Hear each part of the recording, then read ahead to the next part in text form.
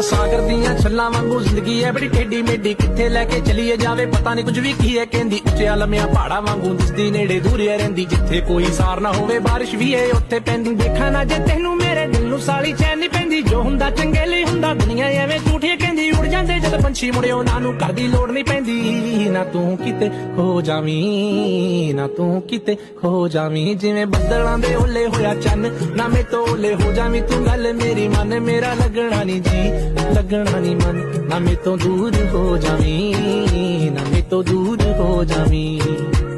ਉਹ ਜਿਵੇਂ ਬੱਦਲਾਂ ਦੇ ਓਲੇ ਹੋਇਆ ਚੰਨ, ਨਾ ਮੇ ਤੋਂ ਓਲੇ ਹੋ ਜਾਵੀਂ ਤੂੰ। ਗੱਲ ਮੇਰੀ ਮਨ ਮੇਰਾ ਲੱਗਣਾ ਨੀ ਜੀ, ਮੇਰਾ ਲੱਗਣਾ ਨੀ ਮਨ, ਨਾ ਮੇ ਤੋਂ ਦੂਰ ਹੋ ਜਾਵੀਂ, ਨਾ ਮੇ ਤੋਂ ਦੂਰ ਹੋ ਜਾਵੀਂ।